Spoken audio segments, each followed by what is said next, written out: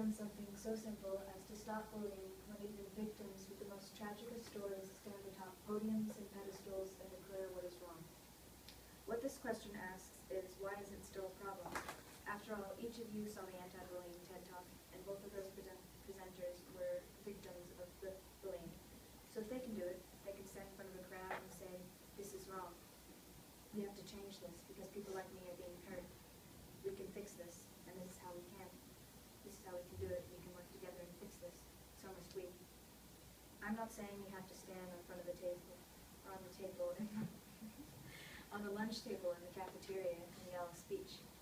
But if you could say just one thing, just a few words to a person who feels as if all those bullies say to them could be true, say it. Trust me, they won't mind if you stutter. You lose nothing by being nice, but if you don't say anything, then that person will lose the life that they deserve, a life of joy and a life of hope for their future. So here's our question. Why haven't we done anything? Why do we watch the wounded stand up and be brave while trying to clean away our own scars? The National Education Association estimates that about 160,000 children miss school each day because they are afraid of being intimidated by other students. 15% of all absenteeism is directly linked to the fear of bullying. Dan Olbers, from the National School Safety Center, says that American schools house approximately 2.1 million bullies and 2.7 million of their victims. 1 in 7 students in grades K to 12, or kindergarten, either bullies others or is bullied. 56% of students have personally seen some type of bullying at their school. 71% of students report that bullying incidents are a problem at their school. According to bullying statistics, 1 out of every 10 students who drops out of school does so because of repeatedly being bullied. Now, you and I can stand here and say that this is a bunch of numbers. They're more than that. They're numbers. They're people. They're kids like you and they're kids like me, students whose lives change because of this. This is what those numbers, those lives of children mean. They mean that thousands of students do not get a full education because they live in terror of being embarrassed and bullied and joked about. It means that out of 100 students being absent, 15 of them are gone because they're afraid they'll be bullied if they go. So they choose to stay away and stay at home. And that in all of American schools combined, here in our own country, 4.8 million students have a direct link to bullying. And from now until 12th grade, there's about a 14% chance that you will meet or will be a bully or bully victim if you aren't one already. More than half of the student body have the option of standing up to bullying because it is a real problem that they admit to having. Almost 3/4 of the student body understand that bullying is a problem and that it needs to be stopped. And that out of 100 students who are so afraid of being bullied, they drop out to avoid it.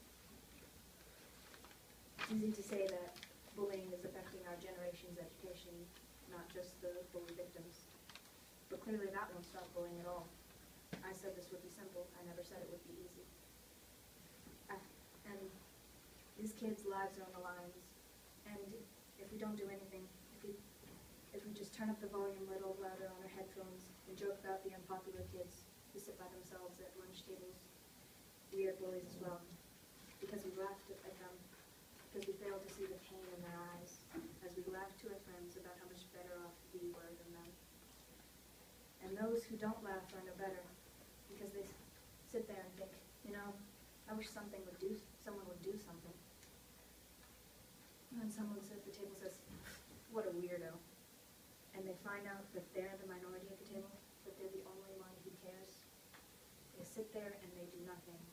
They just sit, they nod agreeingly, and they do not speak up for them. They do not change what they know is a problem.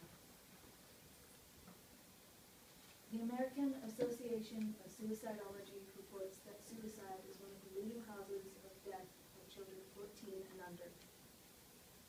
In 2005, 270 children in the 10 to 14 age group killed themselves. Anne Hass, the director of the Suicide Prevention Project at the American Foundation for Suicide Prevention, Suicide rates among children ages 10 to 14 are very low, but are creeping up. According to a study by Yale University, bully victims are 2 to 9 times more likely to commit suicide than non-victims. Kids our age. Bullied to the point where they gave up. Kids who at that point believe the bullies when they say that they aren't worth it. So they look for a way out. They either want to disappear or get revenge. They turn to drugs, blades, and guns. They end up in obituaries or on the 6 o'clock news. They get in school shootings intent on only one thing: proving them wrong. Showing the bullies that they aren't weak, that they aren't worthless, and that they can fend for themselves. All because no one told them the bullies were wrong. No one sat at their lunch table and said, "They're lying. You're worth it. You're stronger than them."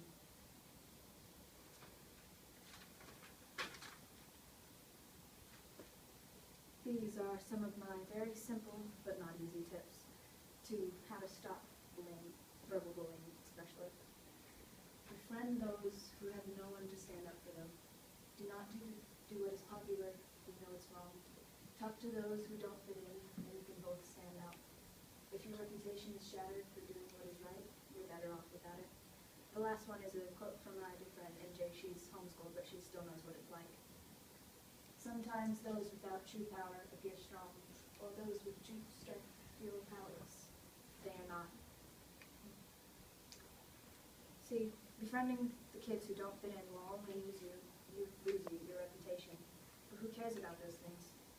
If you're popular and you have a bunch of friends and no one dares to gossip about you, at the end of the day, when others cry themselves to sleep, and you think, "Man, this really is the good life," and you laugh, I'd like to give you a response. No, this is the fake life. Because you're famous for acting the same as everyone else, for choosing to look the other way and laugh. When the kids who don't fit in are joked about, you just do nothing. You just watch and you laugh and you turn a blind eye. So stand up for them. You'll have a true friend in them.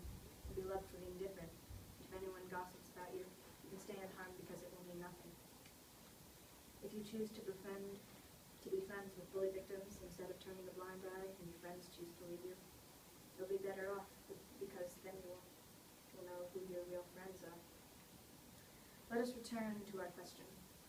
The answer is simple, but again, not very easy. Why haven't we stopped bullying? Because we're afraid. We know what it's like, and we don't want to make ourselves a target. Those victims who stand up and speak their minds, they do it because they know they will lose nothing if they try. So we must brave our fears. We have to be courageous in the face of danger. We have to befriend one another and stand up to our fears because they make us who we are. You can't wish your fears away. You have to prove that you're stronger than them. Without fear, you would not be where you are right now. Without enemies, you would not seek out allies. Without friends, you would be alone. But the truth is, we're not alone.